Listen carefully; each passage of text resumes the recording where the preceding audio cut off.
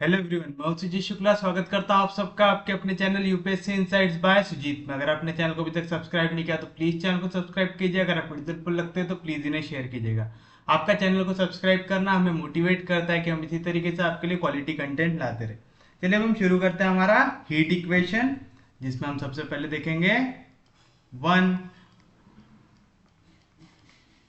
Dimensional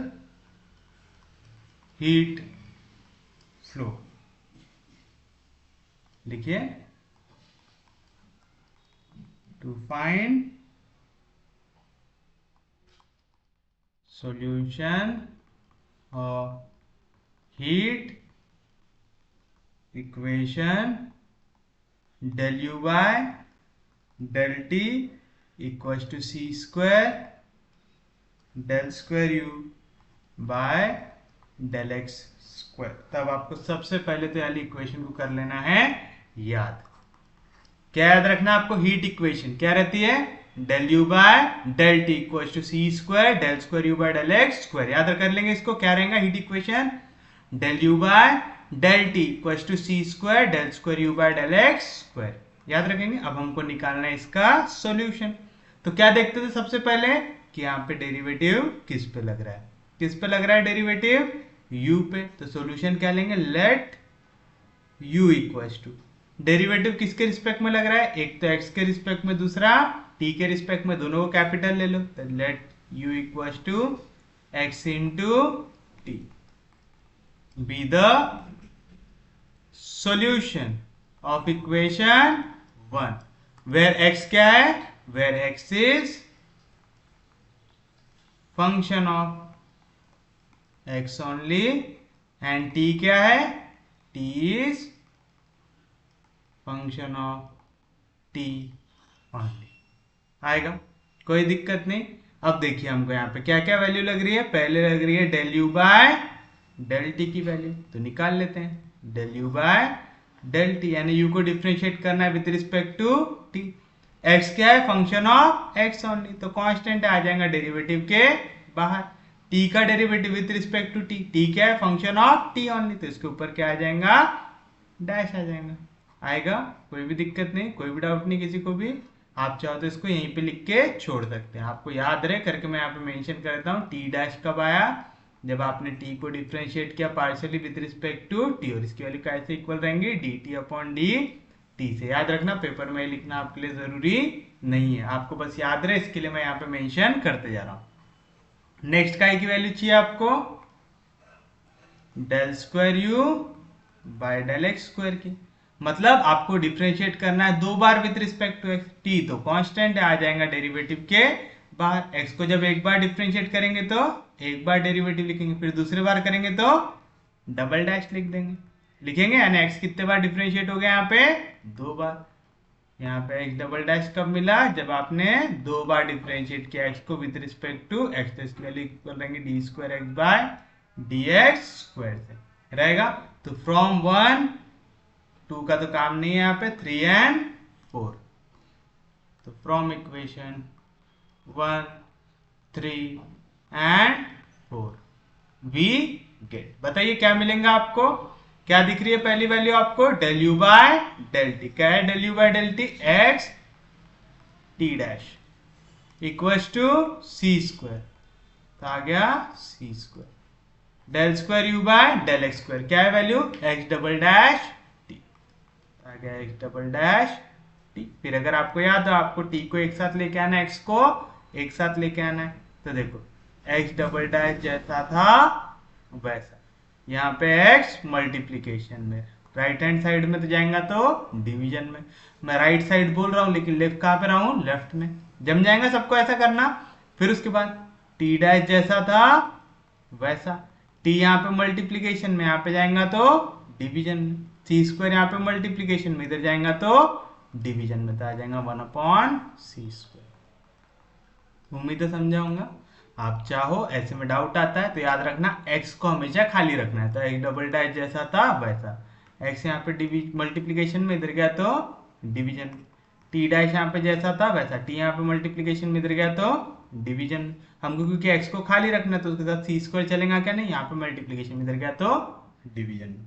फिर मैंने right side को लेफ्ट में लिखा, लेफ्ट साइड को राइट में लिखा। कोई भी दिक्कत, कोई भी डाउट? अब आपने इनको क्या कर लिया है, सेपरेट कर लिया है, तो आप इसको ले लेंगे इक्वल्स टू के, ले लेंगे ऐसा इक्वेशन नंबर 5, जहां पे के क्या है, वेयर के इज अ कांस्टेंट। आएगा ऐसा। अगर के कांस्टेंट है तो के की कितनी वैल्यू आ सकती, 3 आ सकती। पहली पॉजिटिव, दूसरी नेगेटिव, तीसरी 0। तो हम तीनों केसेस को करेंगे अज्यूम। केस 1 क्या रहेगा, व्हेन के इज पॉजिटिव, व्हेन के इज पॉजिटिव लिखो, चाहे इफ के इज पॉजिटिव लिखो। दैट इज के की वैल्यू क्या ऐसे इक्वल रहेंगे पी के स्क्वायर से, क्योंकि किसी भी नंबर का स्क्वायर क्या होता है, यहाँ पे पॉजिटिव होता है। और यहाँ पे पी की वैल्यू 0 नहीं होनी चाहिए, नॉन जीरो नंबर आएगा। तो बताइए क्या मिलेगा आपको, इक्वेशन 5 बिकम्स क्या मिलेगा, x double dash upon x equals to 1 upon C square t dash upon t equals to k की वैल्यू क्या आ गई, p स्क्वायर। इक्वेशन नंबर 6, तो फ्रॉम इक्वेशन 6 क्या मिलेगा आपको, x double dash upon x equals to p square. यहाँ पे x डिवीजन में इधर जाएगा, मल्टीप्लीकेशन जाएगा, x double dash minus P square X equals to 0। समझा, एक्स स्क्वायर डिवीजन में, इधर क्या मल्टीप्लीकेशन में था, x double dash equals to P square X, यहाँ पे प्लस पी स्क्वायर एक्स, इधर क्या तो माइनस पी स्क्वायर एक्स। अब आप एक चीज बताओ, यहाँ पे डबल डैश कब आया, जब आपने 2 बार डेरिवेटिव लगाया विथ रिस्पेक्ट टू एक्स, तो मैं डी अपॉन डी एक्स को कैसे डिनोट कर दूंगा, डी से कर सकता हूं। तो देखो यहाँ पे x पे डेरिवेटिव लग रहा है, यहाँ पे भी x पे लग रहा है, तो मैं x को निकाल लेता हूं बाहर। 2 बार डेरिवेटिव लगा है ना, तो d का क्या हो जाएगा, स्क्वायर, माइनस यहाँ से x को बाहर निकाले तो क्या बचेगा, p का स्क्वायर इक्वल्स टू 0। इसके आप क्या निकालते हैं, ऑक्सिलरी इक्वेशन, तो आप लिखेंगे द ऑक्सिलरी इक्वेशन इज, क्या बनेंगे आपके ऑक्सिलरी इक्वेशन, जो भी वैल्यू x के साथ मल्टीप्लाई हो रही है इक्वल्स टू 0, तो आएगा D square minus P square equals to 0। यहाँ पे plus P square minus P square, इधर गया तो plus P square, taking square root, D की 2 वैल्यू आई प्लस माइनस पी आई। अब आप एक चीज बताइए, इस इक्वेशन में राइट हैंड साइड क्या है, 0, तो पी आई की वैल्यू ऑलरेडी क्या आ गई है 0, तो आपका सोल्यूशन कैसे इक्वल रहेगा, सिर्फ और सिर्फ सी एफ से। तो आप लिखेंगे देयरफॉर द रिक्वायर्ड सॉल्यूशन इस, कैसे इक्वल रहेगा, किस पे डेरिवेटिव लग रहा था, यहाँ पे x पे, तो आ जाएगा x इज इक्वल टू, कैसे इक्वल रहेगा, सिर्फ और सिर्फ सी एफ से रहेगा। यहाँ पे देखो एक प्लस पी आ रहा है, एक माइनस पी आ रहा है, दोनों रियल नंबर है, दोनों अलग अलग नंबर है, तो इसका आंसर क्या आएगा, c1 e to the power p। Derivative किसके रिस्पेक्ट में लग रहा है, d x के, तो आ जाएगा p x plus c2 e to the power minus p x। Equation number 6 दे चुके हैं आप, ये आ जाएंगे 7 where c1 and c2 are arbitrary constants. आ गया। और एक चीज देखिए, आपने पहला और आखिरी फ्रैक्शन लिया तो आपको काय की वैल्यू मिली, आपको मिली x की वैल्यू। तो अगर मैं दूसरा और तीसरा फ्रैक्शन लूंगा इक्वेशन 6 का, तो मेरे को काय की वैल्यू मिल जाएंगी t की। कंसीडर इसको, ये वाली वैल्यू को, कहां से लिए इसको, फ्रॉम इक्वेशन 6 से लिए तो बताइए क्या मिलेगा, t डैश अपॉन t, जैसा था वैसा, यहाँ पे सी स्क्वायर डिवीजन में, इधर जाएगा मल्टीप्लीकेशन, आएगा सी स्क्वायर पी स्क्वायर आएगा ऐसा। अब आप एक चीज बताइए, t डैश कब मिला, जब आपने t को डिफरेंशिएट किया विद रिस्पेक्ट टू t, तो मैं t डैश को क्या लिख सकता हूं, dt upon t equals to C square P square D. याद है ना, t डैश को मैं क्या लिख सकता हूं, जब मैंने t को डिफरेंशिएट किया with respect to small t, लिख सकता, तो t डैश की वैल्यू आएंगे dt upon small dt division में, इधर जाएगा तो मल्टीप्लीकेशन। अब क्या कर देंगे, इसको इंटीग्रेट कर देंगे, dt अपॉन t क्या आएगा answer, log of t equals to C square P square, constant है इंटीग्रेशन के बाहर, dt का इंटीग्रेशन t, क्योंकि आपने यहाँ पे इंटीग्रेशन लगाया तो आपको ऐड करना पड़ेगा एक आर्बिट्ररी कांस्टेंट, ताकि log of C3 where C3 is arbitrary constant आएगा।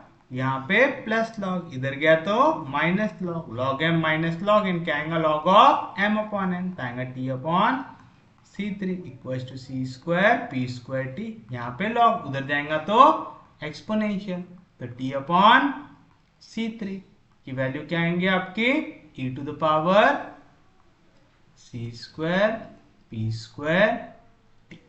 क्या आएंगे टी की value e to the power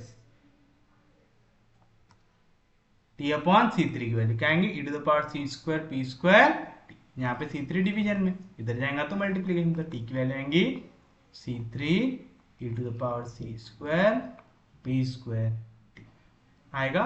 तो ये हो गया आपके लिए इक्वेशन नंबर 7 हो गया था, हो जाएगा आपके लिए इक्वेशन नंबर 8। देयरफॉर बताओ सॉल्यूशन क्या आएगा, आपको मालूम u का आंसर क्या है x into T from equation 2। आपके पास 2, 7 और 8 को यूज कर सकते हो, तो फ्रॉम इक्वेशन 2, 7 एंड 8। बताइए आप क्या बोला था, u की वैल्यू क्या है x इंटू टी, x है आपके पास, हाँ जी ये है मेरा x,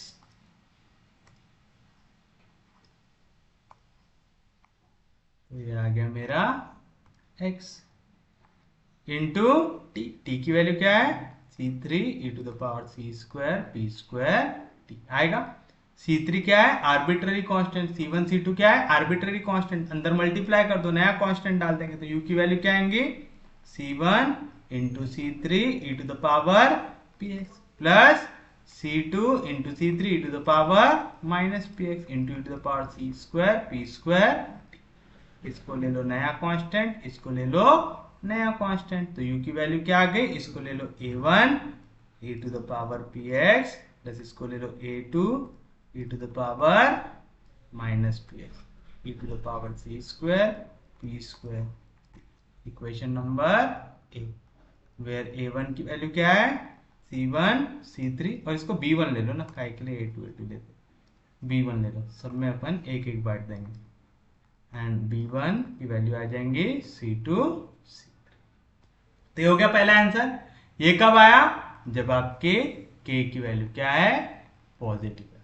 अब हम आएंगे केस 2 पे, case 2 if k is negative, कोई भी नंबर को नेगेटिव कैसे रिप्रेजेंट करते हैं आप लिखेंगे k को माइनस पी स्क्वायर, जहां पे p की वैल्यू 0 नहीं है। तो देखो किसी भी नंबर का स्क्वायर लो, चाहे पॉजिटिव हो नेगेटिव, क्या आएंगे पॉजिटिव, तो पॉजिटिव को जैसे ही माइनस साइन से मल्टीप्लाई करूंगा क्या हो जाएगा वो नेगेटिव हो जाएगा। तो आपकी इक्वेशन नंबर 5 अब चेंज हो जाएंगे।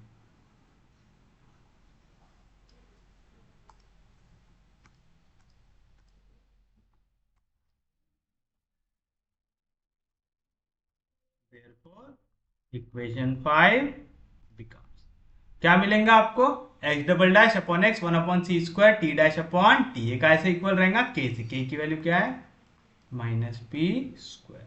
कहां तक इक्वेशन दे चुके आप 8 तक दे चुके, तो ये हो जाएंगे आपके लिए इक्वेशन नंबर 9। तो फ्रॉम इक्वेशन 9 हम किसको कंसीडर कर सकते हैं x double dash upon x equal to minus P square को। तो क्या मिलेंगे यहाँ पे x डबल डैश जैसा था वैसे, यहाँ पे x डिवीजन में इधर जाएगा मल्टीप्लीकेशन में, यहाँ पे माइनस पी स्क्वायर एक्स इधर आया तो plus P square X equal to 0। याद होगा हम d अपॉन डी एक्स को कैसे रिप्रेजेंट करते हैं d से, तो यहाँ पे x पे डेरिवेटिव लग रहा है कितने बार 2 बार लग रहा है, और मैंने यहाँ से x को निकाल लिया बाहर, प्लस यहाँ पे भी x था बाहर निकल गया, तो क्या बचा पी स्क्वायर इक्वल टू 0। इसकी ऑक्सिलरी इक्वेशन लिख सकते क्या, आराम से लिख सकते, क्या लिखेंगे द ऑक्सिलरी इक्वेशन इज, कैसे निकालते हैं x के साथ जो भी मल्टीप्लाई हो रहा है इक्वल टू 0, आएगा D square P square equal to 0, यहाँ पे प्लस पी स्क्वायर उधर गया तो minus P square, taking square root, D की 2 वैल्यू आएंगी प्लस और माइनस, पी का स्क्वायर और स्क्वायर रूट कैंसिल, और देखो यहाँ पे स्क्वायर रूट के अंदर कौन सा साइन आ रहा माइनस साइन, स्क्वायर रूट के अंदर अगर माइनस साइन है तो क्या डालना पड़ता है यहाँ पे i डालना पड़ता है, सिंस स्क्वायर रूट ऑफ -1 ये वैल्यू होती है i की, होती है। तो बताइए क्या आएगा इसका आंसर। अब यहाँ पे कौन से फॉर्म में आ गया, अल्फा प्लस माइनस आई बीटा के फॉर्म में, जहां पे अल्फा की वैल्यू क्या है 0, बीटा की वैल्यू क्या है p है ऐसा। तो बताइए क्या आएंगे सी एफ इसका, देयरफॉर x की वैल्यू इक्वल रहेंगी सी एफ से, क्यों, क्योंकि पी आई की वैल्यू रहेंगी 0, क्योंकि राइट हैंड साइड क्या है हमारा 0, तो पी आई क्या हो जाएगा 0। याद है फॉर्मूला क्या रहता था, e to the power alpha x, क्योंकि derivative with respect to x लग रहा था, e to the power alpha, alpha की वैल्यू है 0x। कांस्टेंट कितने कांस्टेंट यूज कर चुके आप, C3 तक यूज कर चुके, तो आएगा C4 cos beta x, beta की वैल्यू क्या है p, आ जाएगा px plus C5 sin px, where C4 and C5 are arbitrary constants। किसी भी चीज का पावर 0 कितना होता है 1 होता है, तो x की वैल्यू क्या आ जाएंगी C4 cos px plus C5 sin px आएगा, since e to the power 0x equal होता है e के पावर 0 से, जिसकी वैल्यू आती है 1। ये हो गया आपके लिए इक्वेशन नंबर 10। ऑल्सो एक आप वैल्यू को और कंसिडर कर सकते हो आखिर के दो फैक्टर्स को लेके। ऑल्सो ये वाली वैल्यू को हम कंसिडर कर सकते हैं इक्वेशन नंबर 9 से, कर सकते हैं। तो बताइए क्या मिलेंगे यहाँ पे, सी स्क्वायर डिवीजन में इधर जाएगा तो मल्टीप्लीकेशन तो मिलेगा माइनस सी स्क्वायर पी स्क्वायर।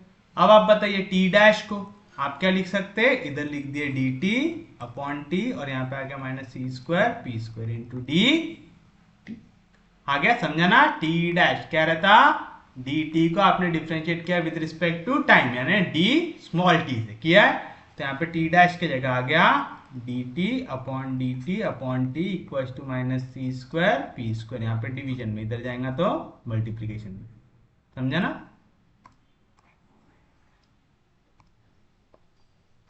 बताइए अब क्या करेंगे, इसको इंटीग्रेट कर देंगे, डी टी अपॉन टी क्या आएगा इंटीग्रेशन लॉग टी माइनस सी स्क्वायर पी स्क्वायर, कॉन्स्टेंट है इंटीग्रेशन के बाहर, डी टी का इंटीग्रेशन टी, क्योंकि आपने इंटीग्रेट किया, क्या ऐड करेंगे आर्बिट्ररी कांस्टेंट, तो आ जाएगा log of C6 where C6 is arbitrary constant, आएगा यहाँ पे प्लस लॉग, इधर जाएगा तो minus log, log m minus log n क्या होता है log of m upon n, तो आएगा t upon C6 equal to minus C square P square T, इधर लॉग, उधर जाएगा तो एक्सपोनेंशियल, तो आएगा T upon C6 equal to E to the power minus C square P square T, तो यहाँ से आपको टी की वैल्यू मिल गई, हाँ जी मिल गई, यहाँ पे C6 डिवीजन में था, इधर जाएगा तो मल्टीप्लीकेशन में e to the power minus C square P square. Equation number 10 दे चुके थे, ये हो जाएगा आपके लिए 11 होगा, वेयर C6 लिख दिया ना हमने, हाँ लिख दिया। Therefore from equation 2 10 and 11 u की वैल्यू कैसे इक्वल है x इंटू टी से, ये रही आपकी x की वैल्यू, तो ये आ गया आपका x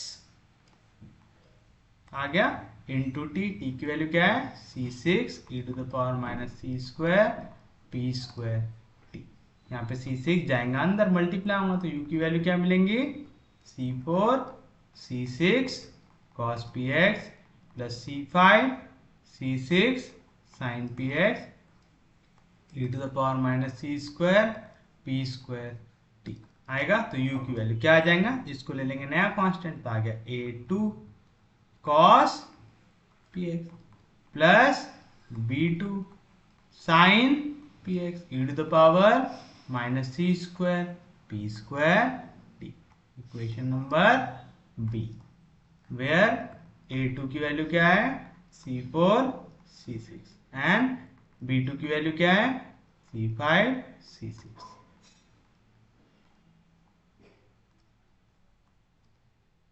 आएगा, इसी को कोई दिक्कत नहीं, कोई डाउट नहीं, ये रिजल्ट कर लो याद।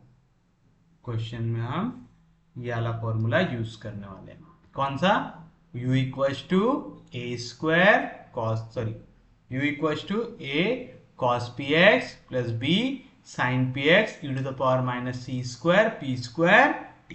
क्या याद करना है, u equals to A cos P X plus B sine P X E to the power minus C square P square T. याद रहेगा पक्के में, किसी को कोई दिक्कत नहीं, कोई डाउट नहीं, तो आपने दूसरा रिजल्ट भी निकाल लिया। अब बारी है थर्ड केस की, तो केस 3, इफ k की वैल्यू आ जाए 0, अगर k की वैल्यू आ जाएंगी 0, तो ये थी हमारी इक्वेशन, इक्वेशन नंबर 5। तो इक्वेशन 5 में कर दो k की जगह 0, k की जगह आ गया 0 फ्रॉम इक्वेशन नंबर 5, या तो आप ऐसा लिख सकते हैं इक्वेशन 5 बिकम्स, ऐसा आएगा। इसको दे दो इक्वेशन नंबर 11 तक दे चुके, हो जाएगा आपके लिए इक्वेशन नंबर 12। तो फ्रॉम इक्वेशन 12 क्या मिलेंगे आपको, x double dash upon x equals to 0, यहाँ पे x डिवीजन में इधर गया मल्टीप्लीकेशन में, 0 इंटू एक्स क्या हो जाएगा 0, तो आएगा x डबल डैश की वैल्यू 0। x डबल डैश कब मिला, जब आपने इसको डिफरेंशिएट किया विथ रिस्पेक्ट टू x, तो आप करेंगे integrate with respect to x, we get, एक बार इंटीग्रेशन लगाएंगे तो आ जाएगा x डैश, 0 का इंटीग्रेशन 0, क्योंकि आपने इंटीग्रेशन लगाया, आपको क्या ऐड करना पड़ेगा, एक आर्बिट्ररी कांस्टेंट। हम C6 तक कर चुके थे, यहाँ पे आ गया C7, where C7 is arbitrary constant. याद रखना यहाँ पे x है function of x only, t है function of t only. x और y का अगर वेरिएबल होता है यहाँ पे, ठीक है, x सिर्फ फंक्शन ऑफ x नहीं होता, x और y का होता है। तो जब आप इंटीग्रेट कर रहे थे विद रिस्पेक्ट टू x, तो आप क्या ऐड करते कांस्टेंट, एक function of y।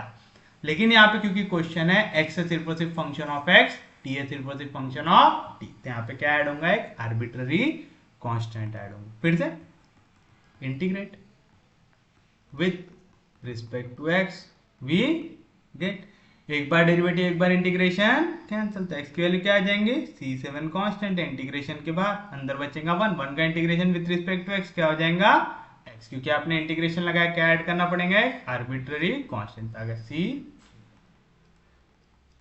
Where C8 is arbitrary constant. फिर लो आखिर के दो value from equation 12, from equation 12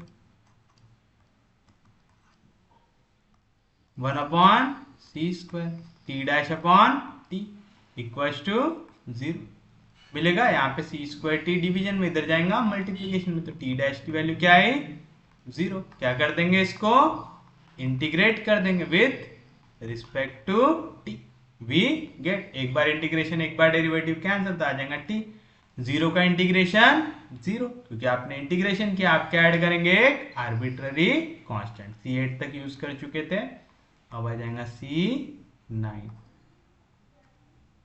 question number 14, where C9 is arbitrary constant.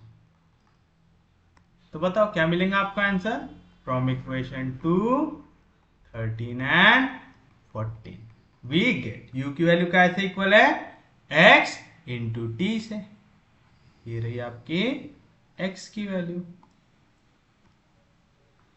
तो ये आ गया आपका x आया इंटू टी, टी की वैल्यू C9, C9 कांस्टेंट अंदर लेके जाओ, तो u की वैल्यू आपको क्या मिल जाएंगी, C7 C9x plus C8 C9, इसको ले लो a, इसको ले लो b, तो देयरफॉर u की वैल्यू क्या आ गई, A3x प्लस B3 आ गई C, where A3 की वैल्यू है C7 C9 एंड B3 की वैल्यू है C8 C9।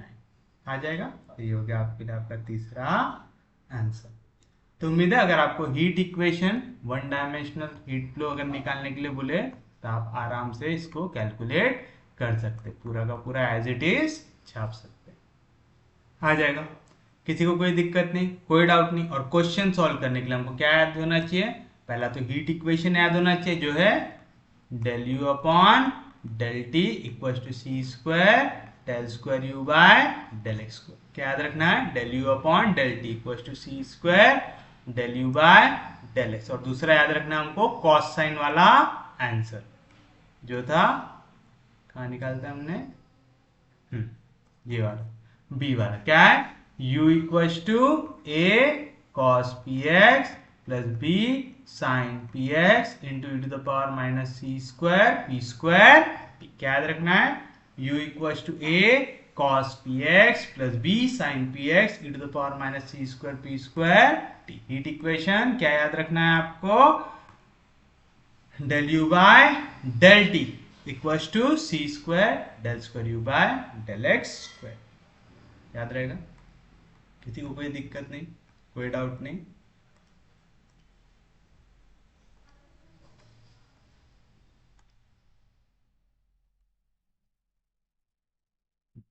चलिए अब हम देखते हैं इसके ऊपर क्वेश्चन। देखिए question, a rod of length L with insulated sides is initially at uniform temperature U naught. Its ends are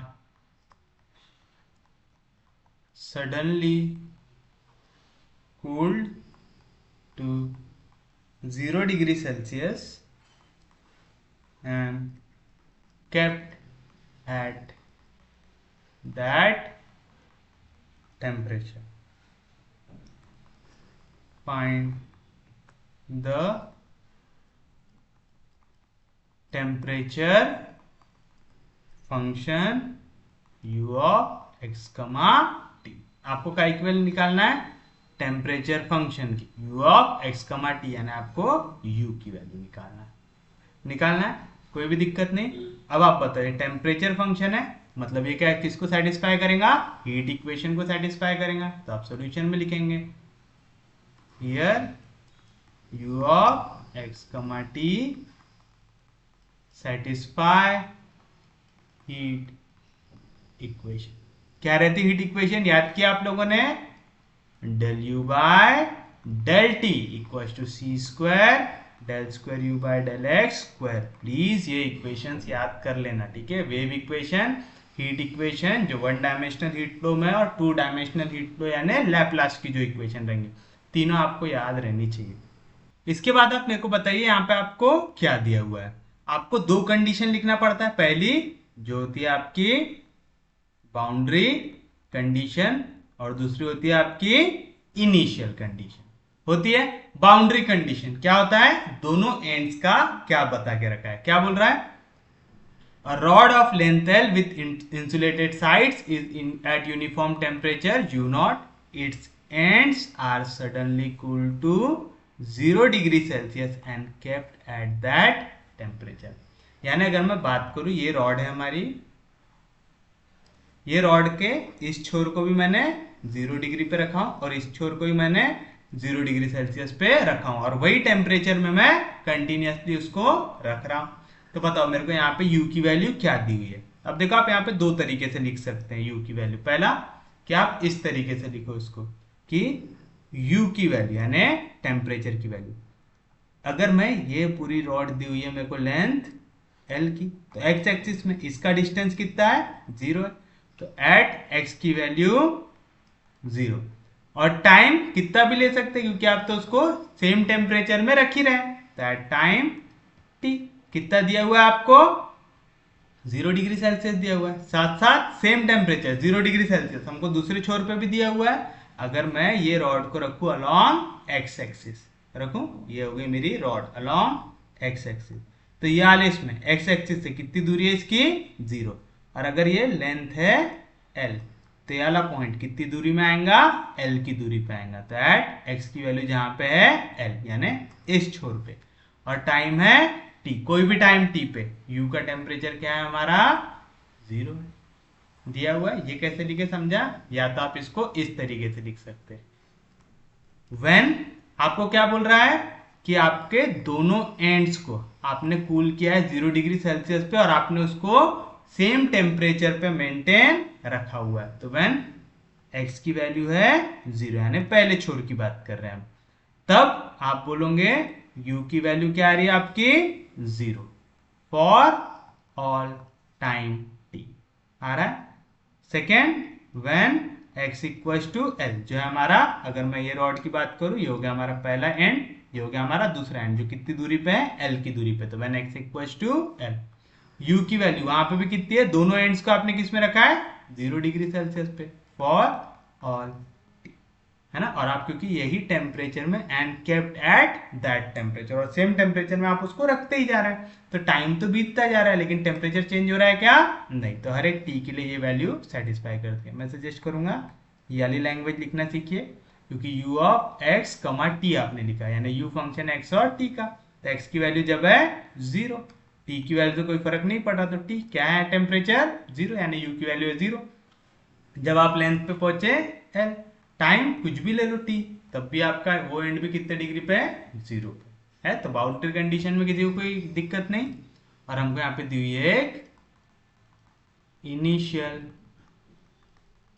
condition भी, क्या दी हुई है इनिशियल कंडीशन, कि the rod of length l with insulated side is initially at uniform temperature u not, यानी पूरे rod का temperature uniform था, same था, कितना था, u नॉट, कब, इनिशियली, मतलब व्हेन t की वैल्यू है 0, तो आपको u की वैल्यू क्या दी हुई है, u की वैल्यू दी हुई है आपको u नॉट। आप इस तरीके से लिख सकते हैं, एक तरीका, लेकिन जैसे मैंने आपको कहा आप ये वाले मेथड से लिखने की कोशिश कीजिए, तो u, x की वैल्यू चेंज हो रही है क्या, नहीं हो रही, आप बोल रहे हैं यूनिफॉर्म टेम्परेचर, ये पूरी रॉड का टेम्परेचर कितना है, u नॉट, तो अगर आप 0 पे लोगे तो भी u नॉट है, पूरे l पे लोगे तो भी u नॉट है, तो आप लिखोगे u की वैल्यू हर एक डिस्टेंस पे एट इनिशियली, मतलब टाइम जब था 0, तो कितना दिया हुआ है, u नॉट दिया हुआ है, तो आप इनिशियल कंडीशन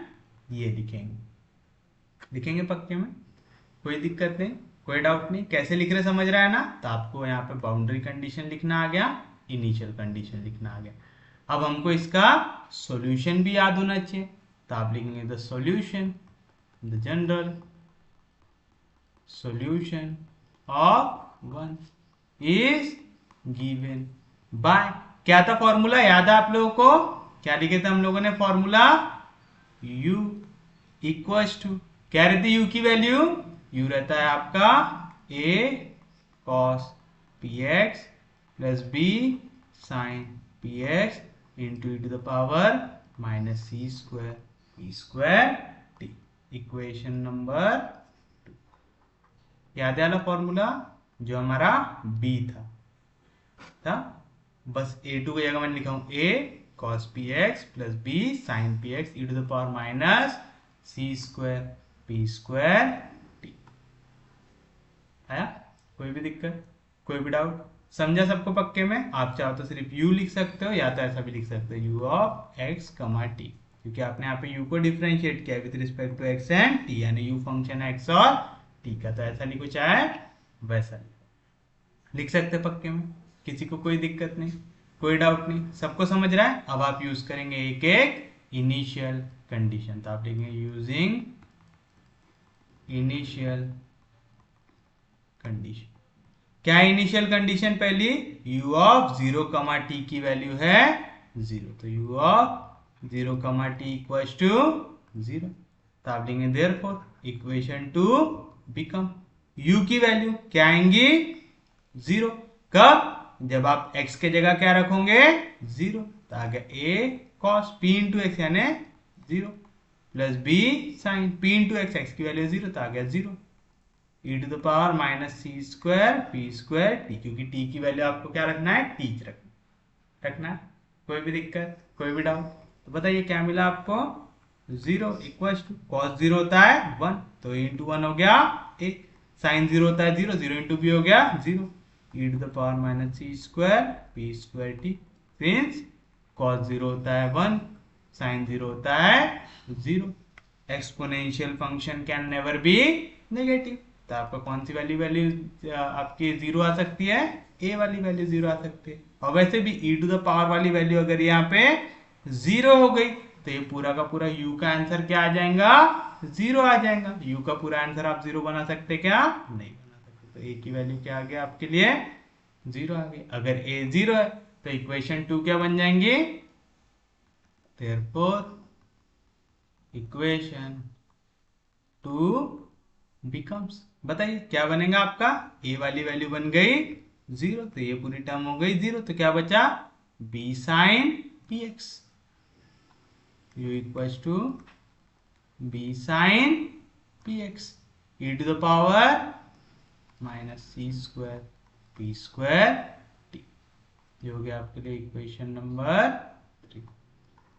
कोई भी दिक्कत, इजी था। हमारे पास एक और इनिशियल कंडीशन है, क्या है हमारी दूसरी इनिशियल कंडीशन, हमको बोल रहा है u की वैल्यू एट l, t, ये भी कितना दिया हुआ है 0, यूजिंग, सॉरी इनिशियल कंडीशन क्यों लिख रहे, बाउंड्री कंडीशन है हमारी, using boundary condition,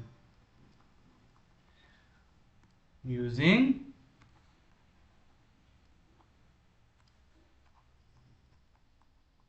boundary condition. क्या है दूसरी बाउंड्री कंडीशन, u की वैल्यू l, t पे कितनी है 0 है ऐसा, तो बताओ इक्वेशन 3 क्या बनेगा, u की वैल्यू क्या है बाउंड्री पे 0, तो आ गया 0 equals to b sine p, कहां पे दूसरे छोर पे, यानी x की वैल्यू जब क्या है l, तो आ गया l e to the power minus C square P square p, आएगा ऐसा। कोई भी दिक्कत, कोई भी डाउट, समझा। अब b भी अगर 0 हो गया, अगर b भी 0 हो गया तो पूरा आंसर u का क्या आ जाएगा 0, e अगर 0 हो गया तो पूरा आंसर क्या आ जाएगा 0, तो साइन px के जगह अगर साइन सिर्फ एक px के जगह जब l डालोगे तब वैल्यू जो 0 आ रही, सिर्फ वो 0 रहा तो काम चल जाएगा हमारा, देयरफॉर साइन pl की वैल्यू क्या आ जाएंगी 0।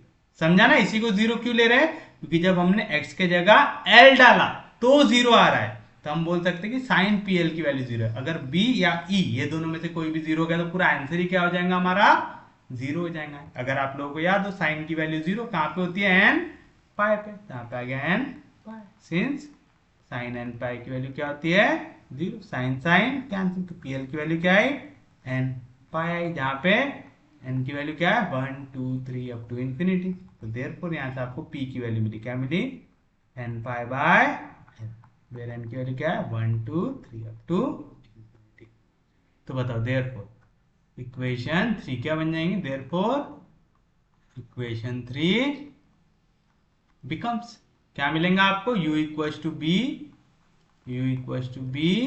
साइन px, p की वैल्यू क्या है n पाई बाय l, तो आ जाएगा n pi by l x e to the power minus C square P square T, e to the power minus C square P square T, ये थी equation 3, ये हो जाएंगे आपके लिए इक्वेशन नंबर 4। आगे कोई भी दिक्कत, कोई भी डाउट। अब हमारे पास एक कंडीशन बची हुई है,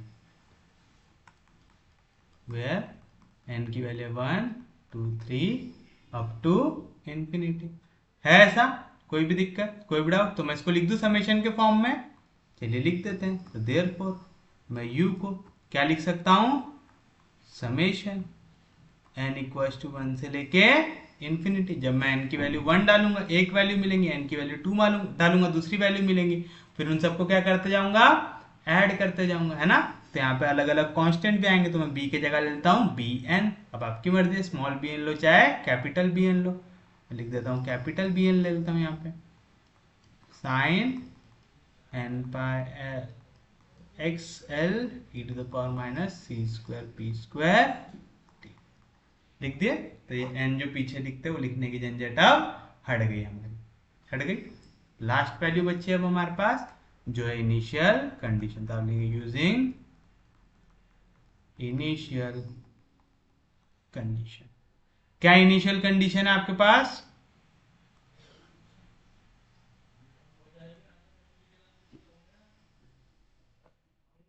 u की वैल्यू है u नॉट, कब, जब आप टाइम की वैल्यू क्या लेंगे, 0 लेंगे।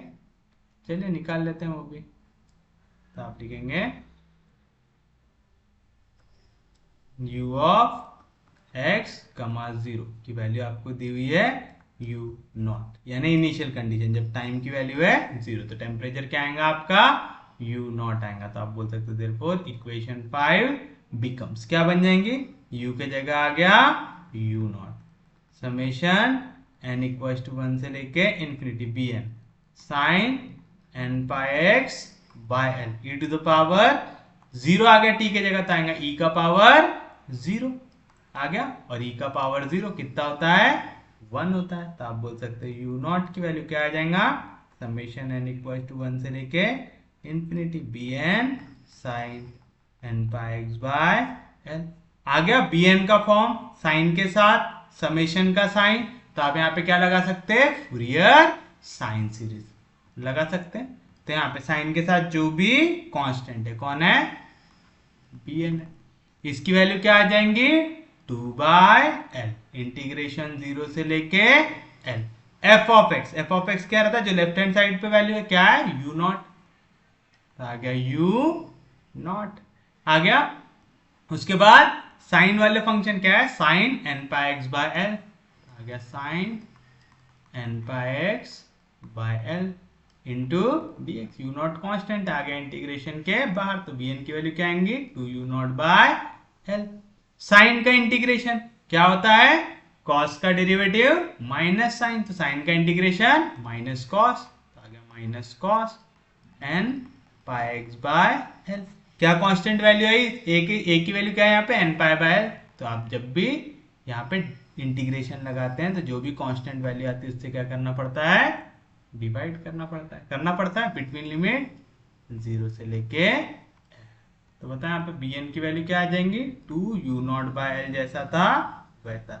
यहाँ पे l कहाँ पे, डिनोमिनेटर के डिनोमिनेटर में, कहाँ पे आ गया, न्यूमरेटर में, n पाई कहाँ पे, डिनोमिनेटर में, तो आ गया डिनोमिनेटर में। अब अपर लिमिट जहां जहां पे x है उसके जगह डालो l, तो माइनस साइन जैसा था वैसा cos ऑफ n पाई बचेगा, क्योंकि l हो गया कैंसल। फिर उसके बाद कौन सा साइन आता, माइनस।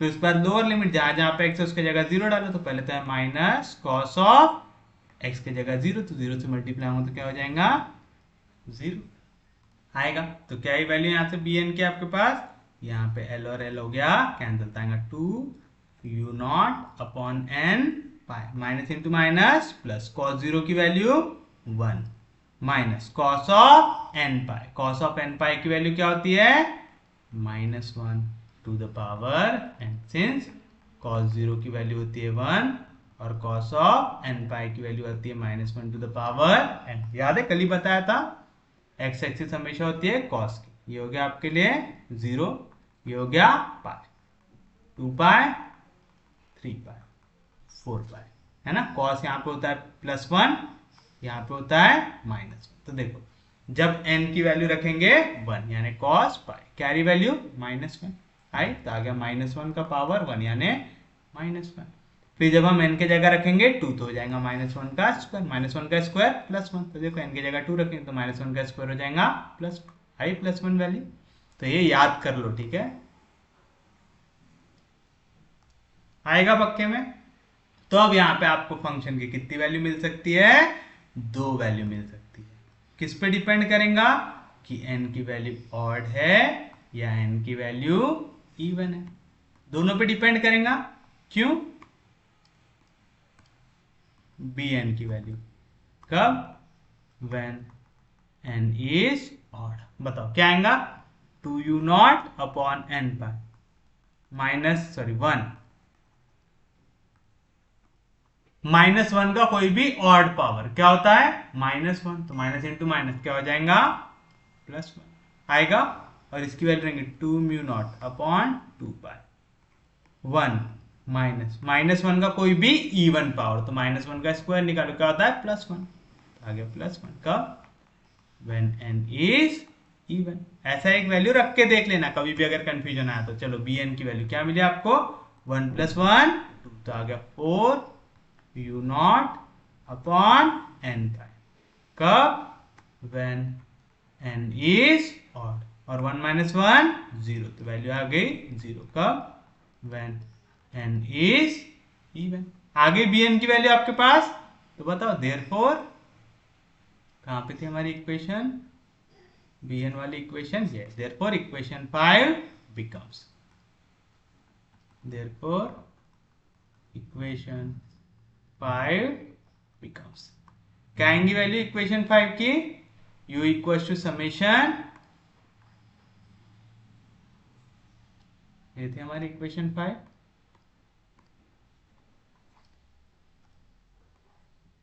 बताइए क्या आएगा? u equals to summation n equals to 1 से लेके इंफिनिटी।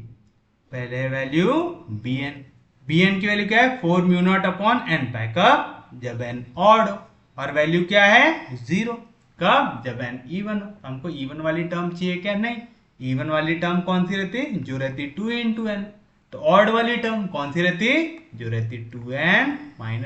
रख के देखो, n की जगह 1 रखो, 2 - 1 1, n की जगह 2 रखो, 2 × 2 = 4, 4 - 1 3, n की जगह 3 रखो, 3 × 2 = 6, 6 - 1 5। आ रहा है? पूरी ऑड टर्म बन रही कब? जब आप n की जगह क्या रखोगे? 2n - 1। तो क्या आएगा आंसर? 4mu0। तो आ गया 4mu0 अपॉन n पाई। n की जगह सिर्फ ऑड टर्म दिखाना, तो क्या रखोगे? 2n - 1।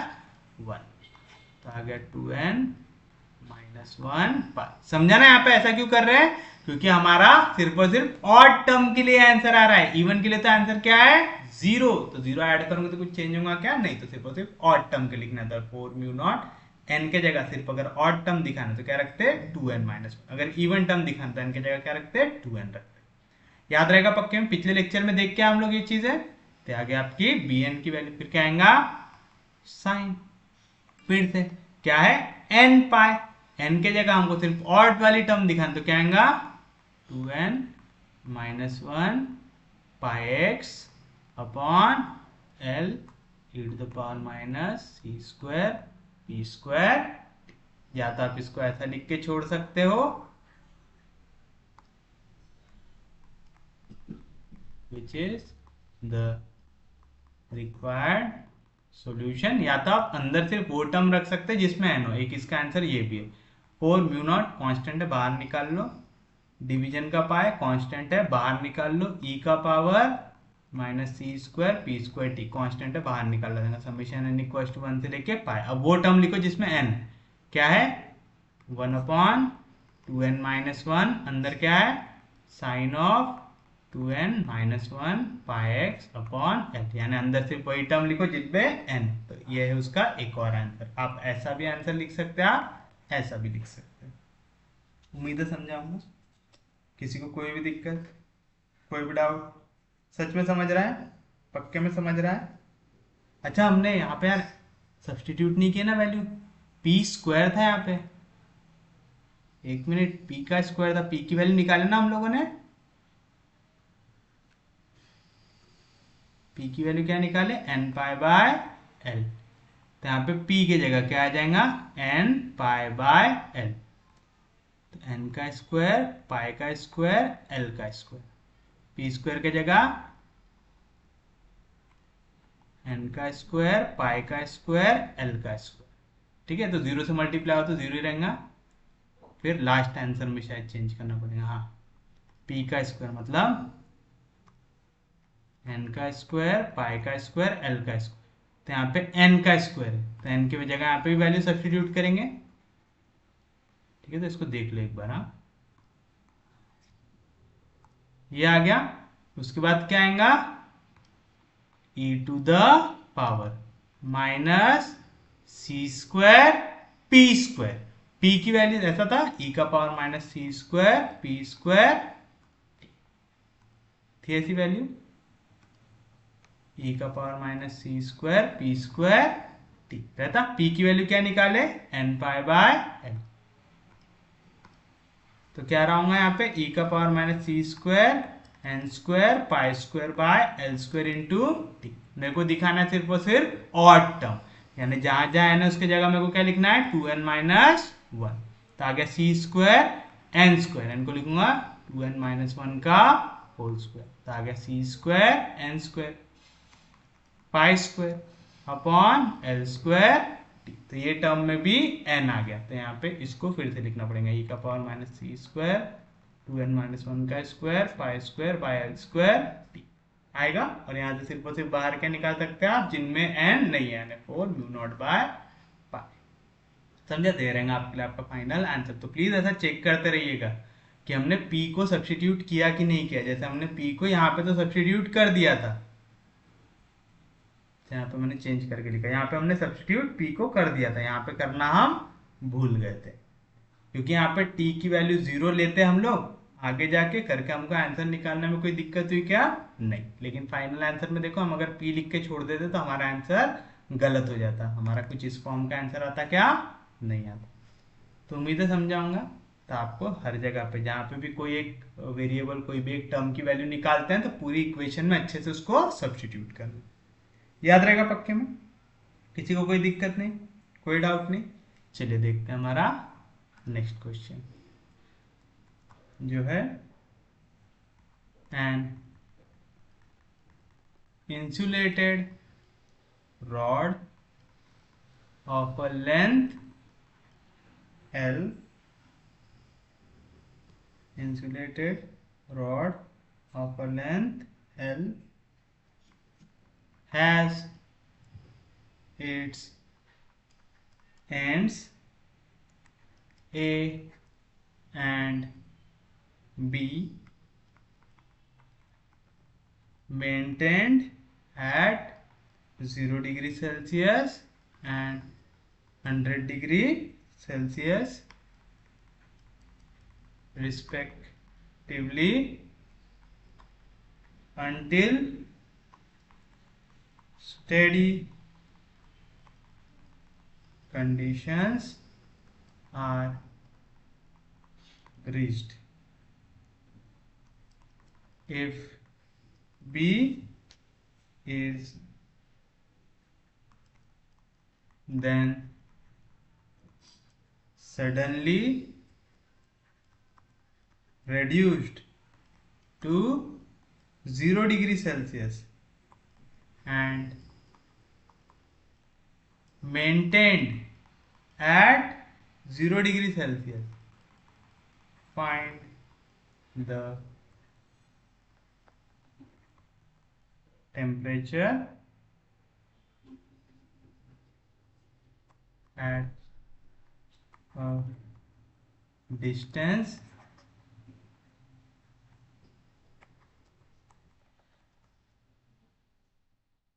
x from A at any time t। अब देखो, आपको बोल रहा है एक रॉड है जिसका ये एंड है A, ये एंड है B। आपको डिस्टेंस कौन से एंड से नापना है, A से नापना है। A से B का डिस्टेंस कितना दिया हुआ है आपको, L दिया हुआ है, पकड़ लो, ले लेंगे ऐसा। अब आपको क्या कह रहा है यहाँ पे, हाँ दिया हुआ लेंथ L दिया हुआ है, तो डिस्टेंस कितना आ गया, L दिया हुआ है। यहाँ पे दो क्वेश्चन दिया हुआ है। पहला, जहां पे बोल रहा है कि एंड A और B आपने मेंटेन किया है 0 degree Celsius and 100 degree Celsius, यानी पहले केस में A का टेम्परेचर है 0 डिग्री सेल्सियस, B का टेम्परेचर है 100 डिग्री सेल्सियस। फिर आपने स्टेडी कंडीशन पे इसको मेंटेन रखा। स्टेडी कंडीशन का मतलब क्या होता है, जहां पे जो आपका हीट फ्लो है वो टाइम पे डिपेंडेंट ना हो, है ना। टाइम बदलते जा रहा है लेकिन आपका जो टेम्परेचर है वो मेंटेन होते जा रहा है। जैसे अपन लोगों ने देखा था ना कि यहाँ पे टाइम चेंज होते रहेगा लेकिन वो टेम्परेचर उतना ही मेंटेन रहेगा। तो पहला ये केस दिया हुआ है आपको। फिर उसके बाद दूसरे केस में बोल रहा है कि हम टेम्परेचर को एकदम से कम करेंगे। तो हम पहले पार्ट को देखते हुए पहले पहला पार्ट सॉल्व करते हैं कि हमको दोनों एंड का टेम्परेचर दिया हुआ है और बोल रहा है स्टेडी कंडीशन यहाँ पे मेंटेन हो रही है। तो हम पहले इसको सॉल्व करते हैं। तो चलिए बताइए सॉल्यूशन। सबसे पहले आपको एक चीज मालूम है कि यहाँ पे हम लोगों को किसकी वैल्यू निकालना है, find the temperature at a distance x from a at any time t, यानी आपको क्या की वैल्यू निकालना है, u की वैल्यू निकालना है। तो अपन लिखेंगे लेट u ऑफ x कमा t be the temperature of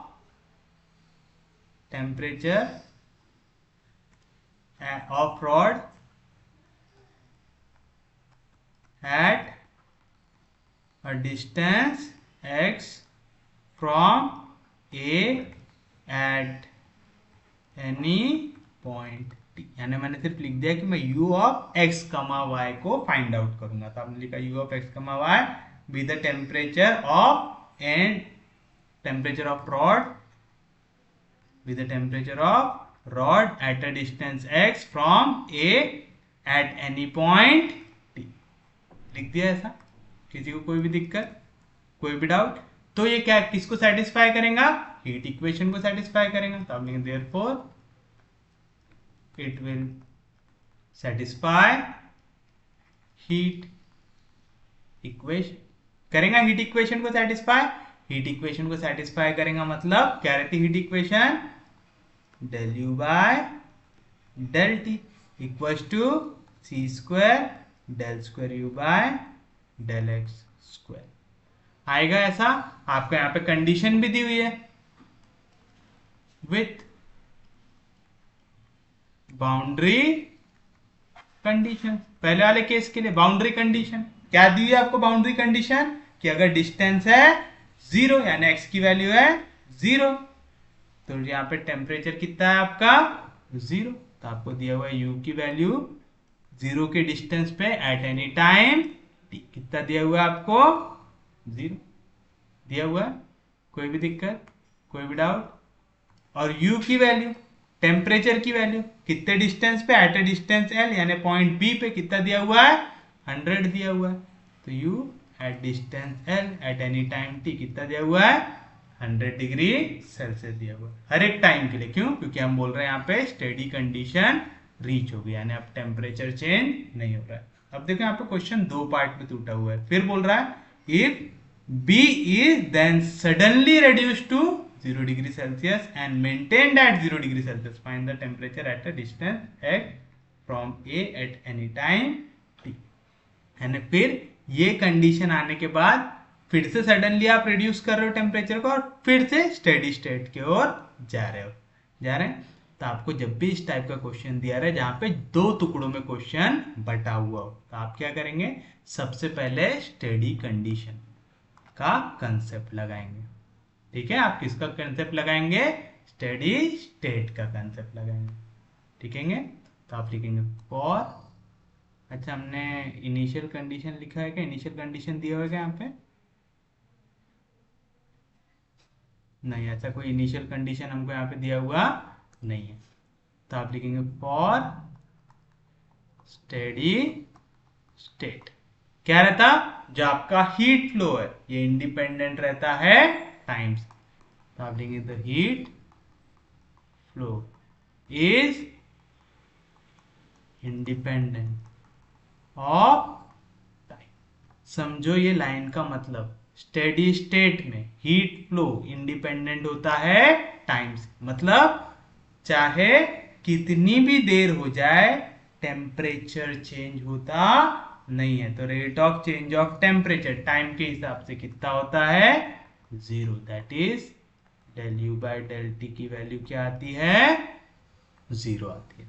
याद रखेंगे देखो यहाँ पे आपको क्वेश्चन में आपको सिर्फ और सिर्फ क्या दिया हुआ है, बाउंड्री कंडीशन दिया हुआ है, दिया हुआ है। यहाँ पे कोई भी आपको इनिशियल कंडीशन दिया हुआ है क्या, नहीं, तो आपको इनिशियल कंडीशन बनाना पड़ेगा। कैसे, हमको बी के लिए तो बाउंड्री कंडीशन मालूम है कि बाद में जब इसको भी 0 पे कर देगा, इसकी जो कंडीशन रहेंगी उसको हम बनाएंगे सेकेंड वाले केस के लिए इनिशियल कंडीशन। तो हम ढूंढ रहे हैं यहाँ पे इनिशियल कंडीशन। वो कब ढूंढना पड़ता, जब आपको क्वेश्चन में ऐसा स्टेडी कंडीशन, स्टेडी स्टेट ऐसा वर्ड मेंशन कर दे।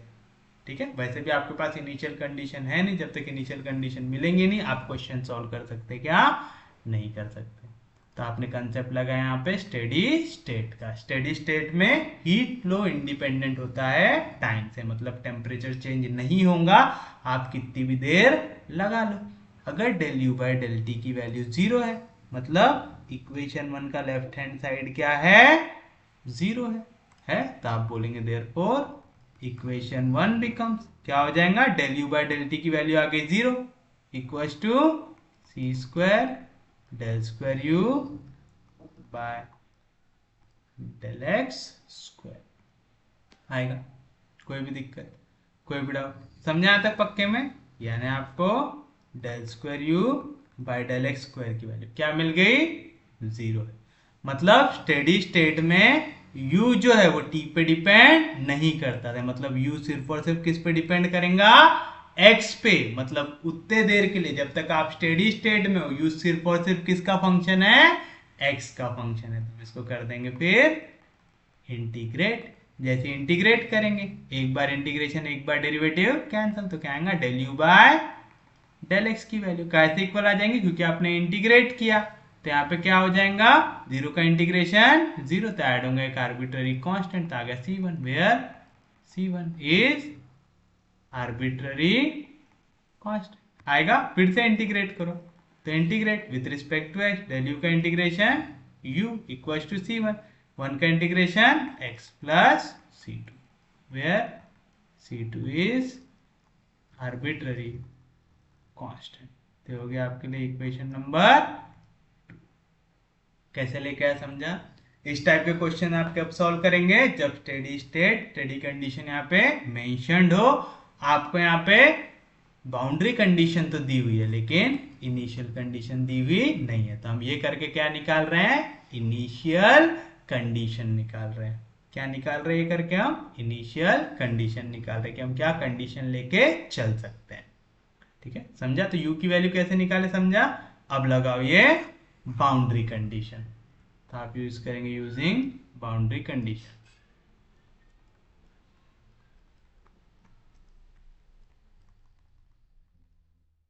क्या है boundary condition, u of 0, t equals to 0, तो आ गया u of 0, t equals to 0। तो देयरफॉर इक्वेशन 2 बिकम, u की वैल्यू क्या है 0 इक्वल्स टू C1, कब, जब x की वैल्यू क्या है 0 प्लस C2, यहां से C2 की वैल्यू क्या आ गई 0 आ गई। तो आप बोल सकते देयरफॉर इक्वेशन 2 बिकम्स, क्या बन जाएगा, u equals to C1 x plus C2, C2 होगा 0, तो u की वैल्यू आ जाएंगी इक्वल C1 x आ जाएंगी।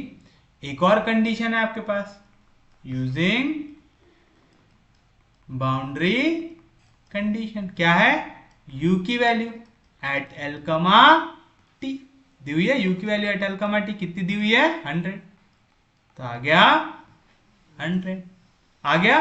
तो u ऑफ l, t आ गया हमारे पास 100, मतलब देयरफॉर इक्वेशन 3 बिकम्स, u की वैल्यू हो जाएंगी 100 इक्वल्स टू C1, कब, जब आप x के जगह क्या डालेंगे l, तो यहाँ से C1 की वैल्यू क्या आई 100 अपॉन, यहाँ पे l मल्टीप्लीकेशन में इधर गया तो डिवीजन में, तो देयरफॉर इक्वेशन 3 बिकम्स, क्या बनेंगे आपके पास, u equals to C1, C1 की वैल्यू क्या है 100 अपॉन l, तो आ जाएगा 100 अपॉन l x आ जाएगा। ये होगी थी इक्वेशन नंबर 3। अब ये हो गया आपके पास इक्वेशन नंबर 4। तो हमने पहला पार्ट कर लिया है सॉल्व। कर लिया, तो आपने u की एक वैल्यू निकाल ली, क्या है 100/L x निकाल लिए।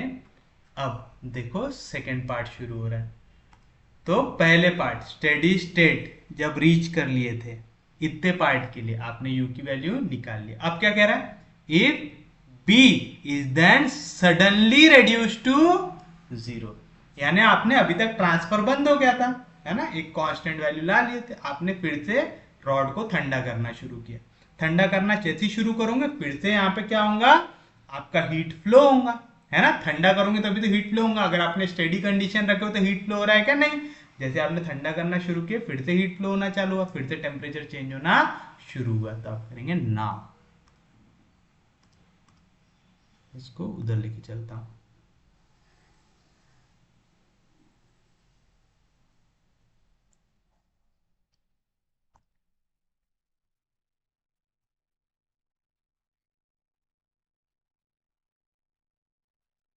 इसको ऐसे रेफरेंस के लिए रखा हूं यहाँ पे, तो हम लिखेंगे ना। क्या बोल रहा है, b is suddenly reduced to 0, तो आप लिखेंगे b is suddenly reduced to 0। मतलब आप क्या कर रहे हो, यहाँ पे फिर से हीट को ट्रांसफर कर रहे हो, कर रहे हैं। तो फिर से अगर यहाँ पे हीट ट्रांसफर हो रही है तो हीट इक्वेशन को क्या करेगा, सेटिस्फाई करेगा, करेगा। तो आप इसका सॉल्यूशन लिख सकते हैं, तो आप लिखेंगे therefore solution of equation 1 is given by, क्या रहता formula, u equals to a cos px plus b sin px e to the power minus c square p square t। Equation number 5। क्यों, अब यहाँ पे फिर से हीट ट्रांसफर हो रहा है, बट कंडीशन अब चेंज हो गई। ये है हमारा रॉड, ये है एंड ए, ये है एंड बी। अब एंड ए तो पहले से ही 0 डिग्री सेल्सियस पे था, बी पहले कितने पे था, 100 डिग्री सेल्सियस पे था। अब आपने बी को भी काय में रिड्यूस कर दिया 0 में, तब बी का भी टेम्परेचर कितना हो गया, 0 डिग्री सेल्सियस हो गया, हो गया। तो आप लिखेंगे बाउंड्री कंडीशन। क्या है आपकी बाउंड्री कंडीशन, कि आपके पहले एंड में, मतलब u की वैल्यू, डिस्टेंस कितना है पॉइंट ए का 0। आप कौन से टाइम पे बात कर रहे हैं, कोई भी टाइम पे, क्योंकि अब हमने इसको 0 पे लाके मेंटेन कर लिया, तो कितना आ रहा है टेम्परेचर 0। और टेम्परेचर की वैल्यू कब, जब आप पॉइंट बी पे जाते हैं। ए से बी की दूरी कितनी है l, तो कितना डिस्टेंस हो गया l पे एट एनी टाइम t। अब इसको भी कितना बना लिया आपने, 0 डिग्री सेल्सियस बना लिया। समझा कैसे लिखे, पहले आपने लिखा था u की वैल्यू एट पॉइंट ए यानी 0 डिस्टेंस पे एट एनी टाइम t कितना था 0, u की value at distance at time t कितना था 100 था। अब वो 100 से घट के कितना हो गया, 0 हो गया, हो गया। और हमारे पास यहाँ पे इनिशियल कंडीशन भी है, जब तक इसका टेम्परेचर पहले 100 था, तब यहाँ पे u की वैल्यू कितनी थी, 100x/L थी u की वैल्यू, ये निकाले आपने। फिर आपने एकदम से टेम्परेचर को किया कम, तो ये टेम्परेचर कम होने के पहले वाली कंडीशन है ना, u की वैल्यू 100x/L। ये कब है, जब b का टेम्परेचर 100 डिग्री पे था, फिर आपने 100 से कम किया, यानी ये हमारे उस केस के लिए कौन सी कंडीशन बन गई, इनिशियल कंडीशन बन गई। तो आ गया आपका इनिशियल कंडीशन। इनिशियल कंडीशन क्या रहती, u की वैल्यू एट x और टाइम 0। तो टाइम 0, t की जगह 0 डालो, t की तो टर्म ही नहीं है यहाँ पे, तो आ जाएगा 100x/L। समझा। तो आप स्टेडी कंडीशन यानी इंडिपेंडेंट ऑफ टाइम लेके क्या निकालते हैं, इनिशियल कंडीशन निकालते हैं। तो कभी भी अगर इनिशियल कंडीशन नहीं दी रहे तो टेंशन लेना क्या नहीं, वहां पे पक्के में क्या दिया होगा आपको, स्टेडी स्टेट या स्टेडी कंडीशन दिया होगा। स्टेडी स्टेट का कंसेप्ट क्या बोलता है कि हीट ट्रांसफर जो होता है वो इंडिपेंडेंट होता है टाइम पे। जब आप स्टेडी स्टेट लगाते हैं, मतलब जो टेम्परेचर चेंज हो रहा है विथ रिस्पेक्ट टू टाइम, इसकी वैल्यू क्या हो जाएंगी 0। ये आपके यहाँ पे हीट ट्रांसफर हो रहा है, तो आपका पक्के से बात है क्या करेंगे, ये इक्वेशन को सेटिस्फाई करेंगे, हीट की इक्वेशन को हमेशा। तो del you by del T की वैल्यू 0 है, लेफ्ट हैंड साइड 0, तो राइट हैंड साइड भी 0 होगा, del square you by del x square की वैल्यू क्या होंगी 0 हो जाएंगे। क्योंकि स्टेडी स्टेट की बात कर रहे हो, तो आपका जो u है u किसका फंक्शन होता है, x और t का, और आप बोल रहे हो t पे डिपेंड नहीं कर रहा है, तो सिर्फ और सिर्फ किस पे डिपेंड करेगा, x पे, तो कर दो इंटीग्रेट। सिर्फ और सिर्फ x पे डिपेंड कर रहा है तो इंटीग्रेट करेंगे तो कांस्टेंट ऐड होंगे यहाँ पे, तो पहले आया c1, फिर दूसरा कांस्टेंट आया c2, अपने का आंसर निकाला। वहां से आपको इनिशियल कंडीशन मिलेंगी नेक्स्ट पार्ट के लिए मिलेगी। समझा पक्के में? इजी है, अब बस लगाते जाओ फिर से। तो आप लिखेंगे यूजिंग बाउंड्री कंडीशन। क्या है पहली boundary condition, u of 0, t equals to 0, तो आ गया u of 0, t equals to 0। Equation 5 becomes, मैं इक्वेशन 5 को थोड़ा सा इधर लेके आया हूं,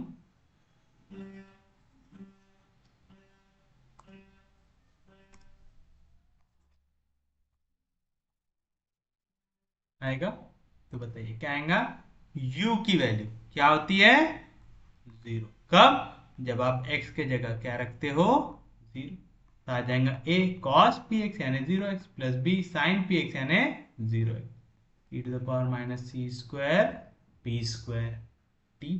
आएगा, कोई भी दिक्कत, कोई भी डाउट? अब बताइए cos 0 की वैल्यू 1, sin 0 की वैल्यू 0, तो क्या आएगा 0 equal to a e to the power minus c square p square t। अगर ये वाली वैल्यू, ई वाली वैल्यू 0 हो जाए तो पूरे u की वैल्यू क्या हो जाएंगी, 0 हमेशा के लिए। पूरे इसमें 0 रहेंगे क्या टेम्परेचर, नहीं, तो आप बोलेंगे देयरफॉर a की वैल्यू क्या आ जाएंगे आपकी, 0 आ जाएंगी। आ जाएगी, कोई भी दिक्कत, कोई भी डाउट? समझा पक्के में? तो बताओ आपकी इक्वेशन नंबर 5 क्या बन जाएंगे, देयरफॉर इक्वेशन 5 बिकम्स, क्या मिलेगा आपको, u इक्वल टू a 0 है तो ये पूरी टर्म क्या हो जाएंगी 0, क्योंकि 0 से कुछ मल्टीप्लाई हुआ तो 0 हो जाता है। b sin px into e to the power minus c square p square, equation number 6। एक और कंडीशन है यूजिंग बाउंड्री कंडीशन।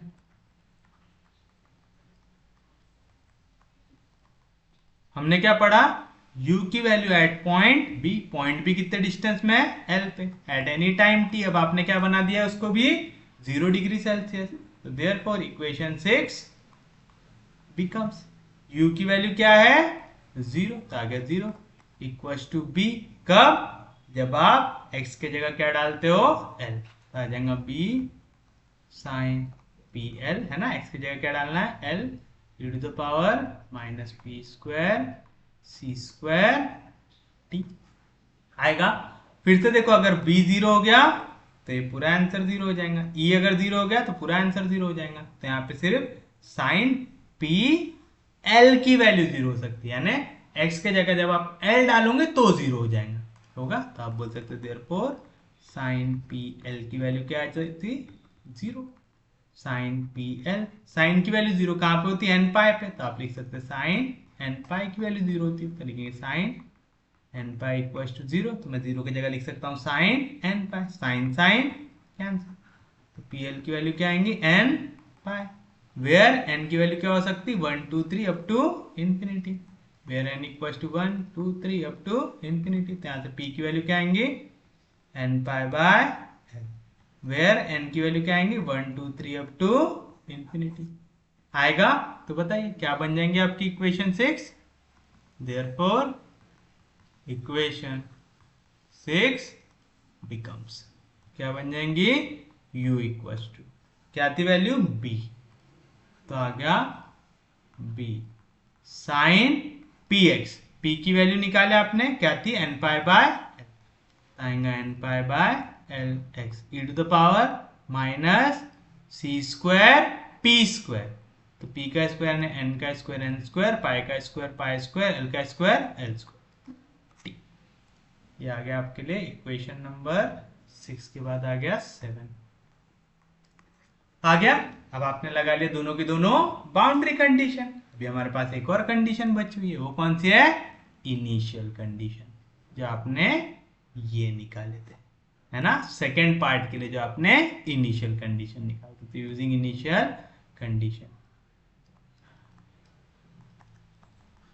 अच्छा, हम एक चीज लिखना भूल गए, वेयर एन की वैल्यू 1 2 3, तो यहाँ पे बहुत सारी वैल्यूज आ रही है एन की, आ रही है, तो आप क्या करेंगे, इसको समेशन के फॉर्म में लिख देंगे। तो आप लिख सकते हो therefore u equal to summation n की वैल्यू 1 से लेके इन्फिनिटी। जब आप यहाँ पे एन की जगह 1 डालेंगे, एक कांस्टेंट आएंगे, एन की जगह 2 डालेंगे, उसके साथ दूसरा कांस्टेंट आएगा, तो मैं बी को भी लिख देता हूँ बी एन। हम लोगों ने पिछले क्वेश्चन में स्मॉल बी एन लिखा था, यहाँ पे मैंने कैपिटल बी एन लिख दिया। Small b n capital b n से कोई फर्क पड़ता क्या? नहीं, बस लिख देना कुछ ना कुछ, स्मॉल में या कैपिटल में लिख सकते। तो आगे b n sine n pi x by l e to the power minus C square N square pi square by L square T. Equation number 8। ये पूरा वेयर एन इक्वल टू वाला झंझट आपने हटा दिया। अब लगा दो आपकी कंडीशन। तो यूजिंग इनिशियल कंडीशन, ये कौन सी इनिशियल कंडीशन है? जब आपने ए का तो 0 डिग्री पे था ही, आपने बी का भी क्या टेम्परेचर बना दिया? 0 डिग्री सेल्सियस। तो उसके लिए इनिशियल कंडीशन थी क्या कि u की वैल्यू कहां पे, कोई भी डिस्टेंस x पे, इनिशियल कंडीशन की बात करें तो at time t equals to 0 क्या थी वैल्यू? 100 x बाय एल, है ना, 100 x बाय एल था ऐसा। तो आप लिखेंगे देयरफॉर इक्वेशन 8 बिकम्स u की वैल्यू क्या है? 100 x बाय एल। कब? समेशन n इक्वल्स टू 1 से लेके इन्फिनिटी। जब आप t के जगह क्या डालोगे? 0 डाल दो, t के जगह 0, तो आएगा b n sine n pi x by l e का पावर 0, क्योंकि t के जगह अगर 0 डाल दे, 0 से कुछ भी मल्टीप्लाई करूंगा क्या आएगा आंसर? 0। और e का पावर 0 कितना होता है? 1।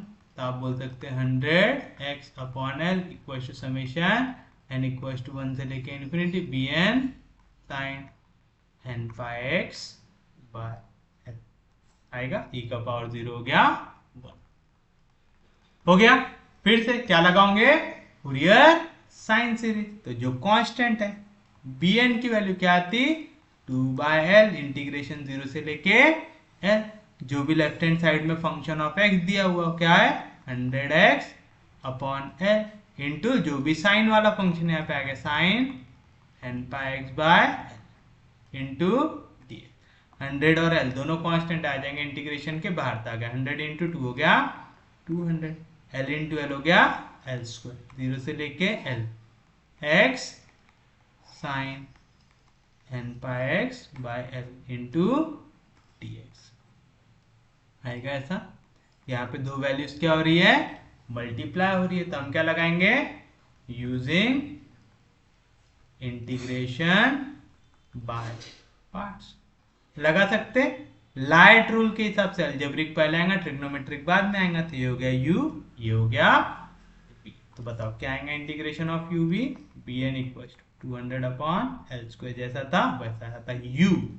तो आ गया x integration of v, sine का integration minus cos n pi x by l, जो भी कांस्टेंट था उससे डिवाइड होता था, एन पाई बाय एल से हो गया डिवाइड, तो गया u integration of v minus integration of derivative of u, x का derivative with respect to x 1, integration of v minus cos n pi x upon l upon n pi by l into dx आएगा ऐसा।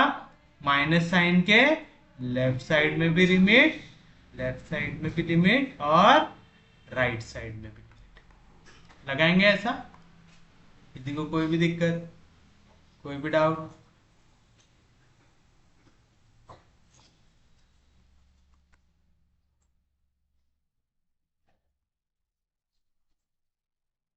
बताइए क्या करेंगे? Upper limit minus lower limit, तो क्या आएंगे? bn की वैल्यू 200 अपॉन एल स्क्वायर, जैसा था वैसा। पहले अपर लिमिट तो माइनस साइन जैसा था वैसा, जहां जहां पे x है उसके जगह l डालता आ जाएगा, l cos of l, l cancel, तो बचेगा n pi upon n pi by l आया। माइनस लोअर लिमिट, जहां जहां पे x है उसके जगह 0 डालो, 0 डाल दे तो क्या आ जाएगा आंसर? 0 आ जाएगा। माइनस इंटू माइनस हो गया plus, 1 upon n pi by l constant है इंटीग्रेशन के बाहर, कॉस का इंटीग्रेशन साइन, तो आ गया sine n pi x by l. X के सामने जो भी आता है वो कांस्टेंट है, उससे क्या कर देते, इंटीग्रेशन लगाते वक्त डिवाइड कर देते बिटवीन लिमिट 0 से लेके n। अब इंटीग्रेशन में तो किसी को कोई डाउट नहीं है, तो क्या मिलेगा आपको, bn equal to 200 upon l square minus l कहाँ पे, डिनोमिनेटर के डिनोमिनेटर कहाँ पे जाएगा, न्यूमरेटर, तो l into l, l square upon n pi, cos n pi की वैल्यू अभी बताया था मैंने क्या होता है, -1 का पावर n होता है, तो आ गया -1 का power n। L into L क्या हो गया, एल स्क्वायर कहाँ पे, डिनोमिनेटर के डिनोमिनेटर में, कहाँ पे चला गया, न्यूमरेटर में, एन पाई इंटू एन पाई क्या हो गया, एन स्क्वायर पाई स्क्वायर। तो ये कांस्टेंट को भी निपटा लिया आपने। अब यहाँ पे लगाओ upper limit minus lower limit, यानी पहले जहां जहां पे एक्स है उसकी जगह डालो एल, एल एल कैंसिल, तो क्या ही value, sine of n pi minus lower limit, जहां जहां पे एक्स है उसकी जगह 0 डालो, 0 से कुछ मल्टीप्लाई हो तो 0, तो आ गया साइन ऑफ 0।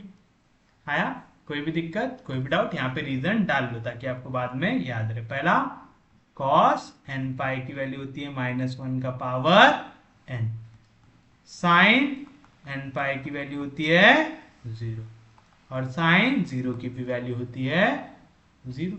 बताओ, साइन एन पाई 0, साइन 0 0। अच्छा, यहाँ पे आपको सिर्फ कॉस की वैल्यू डालना है, cos n pi equal to, ये तो हम नेक्स्ट स्टेप पे डालेंगे, साइन एन पाई की जगह 0, साइन 0 की जगह 0, तो 0 माइनस 0 क्या हो गया, 0। तो bn की वैल्यू क्या बन जाएंगे आपकी, therefore bn equal to 200 upon l square minus l square -1 का पावर n अपॉन n पाई,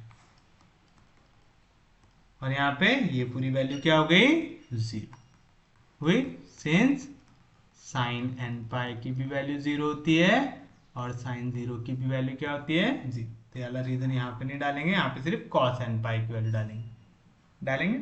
तो बस मिल गया आपको bn की वैल्यू, मिल गई। तो क्या आएंगे bn की वैल्यू, bn इक्वल टू, यहाँ पे मल्टीप्लीकेशन डिवीजन का एल स्क्वायर कैंसल, तो माइनस साइन जैसा था वैसा, फिर उसके बाद क्या है, -1 का पावर n है, उसके बाद क्या है यहाँ पे 200 है, और डिवीजन में है n आ गया, जहां पे n की वैल्यू क्या है, 1 2 3 अप टू इंफिनिटी है। आ गया, कोई भी दिक्कत, कोई भी डाउट, यहां तक समझा कैसे निकाले आप लोगों ने, एल स्क्वायर हो गया कैंसिल, तो माइनस साइन जैसा था वैसा, -1 का पावर n, 200 जैसा था वैसा, नीचे n पाई जैसा था वैसा। तो क्या है आपका फाइनल आंसर, ये हो गया आपकी bn की वैल्यू। सब्स्टिट्यूट कर दो आपके किसमें, इक्वेशन नंबर 8 को।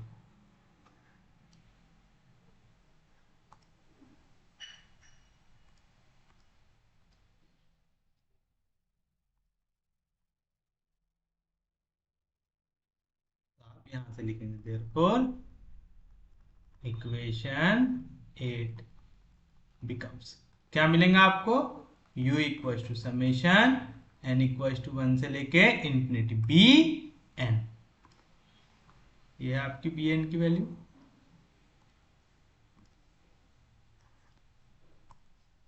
तो ये आ गया bn sine n pi x upon l e to the power minus c square n square pi square t by l square. एक आप इस तरीके से लिख सकते हैं, या तो इसको थोड़ा सा अच्छे से लिख दीजिए, माइनस साइन कांस्टेंट है आ गया बाहर, 200 कांस्टेंट है आ गया बाहर, पाई कांस्टेंट है आ गया बाहर, यानी जिसमें भी n नहीं दिख रहा है वो पूरे वैल्यू बाहर लाना है। फिर आएगा समेशन n इक्वल टू 1 से लेके इंफिनिटी, तो अंदर क्या बचा, -1 का पावर n, डिवीजन में बचा n sine of n pi x by l e to the power minus c square n square pi square by L square t। ये रहेगा आपके लिए आपका फाइनल आंसर। उम्मीद है समझा होगा, किसी को कोई भी दिक्कत, इज द रिक्वायर्ड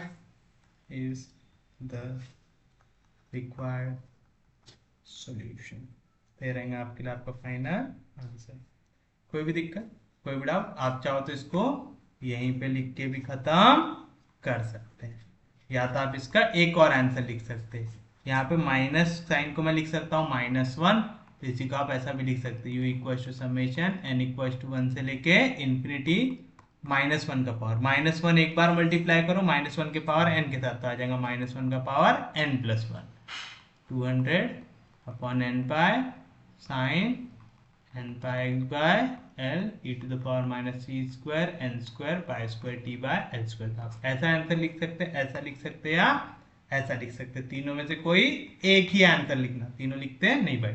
ये स्टेप के बाद आप ये स्टेप लिख सकते हैं, ये स्टेप लिख सकते हैं, तो यहीं पे लिख के छोड़ सकते हैं, कोई भी दिक्कत, कोई भी डाउट। बट लॉजिकली ये ज्यादा करेक्ट दिख रहा है, ये ज्यादा करेक्ट दिख रहा है, क्योंकि माइनस के सामने एक और माइनस दिख रहा है, थोड़ा अजीब लग रहा है, तो या तो आप माइनस साइन को अलग से बाहर लेके आ जाओ ताकि थोड़ा अच्छा दिखे, या तो माइनस साइन को -1 के साथ ही निपटा दो। तो ये रहेगा आपका फाइनल आंसर। उम्मीद है आपको आज का लेक्चर समझ में आऊंगा। अगर आपको लेक्चर समझ में आ रहे, यूजफुल लग रहे, तो प्लीज चैनल को सब्सक्राइब कीजिए, वीडियो को लाइक करके शेयर कर दीजिए। सबसे इंपॉर्टेंट चीज, पढ़ते रहिए, रिवाइज करते रहिए और प्लीज इसकी प्रैक्टिस करते रहिए। क्वेश्चन थोड़े से हार्ड है, थोड़े से कंसेप्चुअल है, एप्लीकेशन वाला पार्ट है, थोड़ा प्रैक्टिस कीजिए, थोड़ा सा कंसेप्ट लगाना सीखिए। तो चलिए हम लोग मिलेंगे कल, तब तक के लिए take care, have a nice day.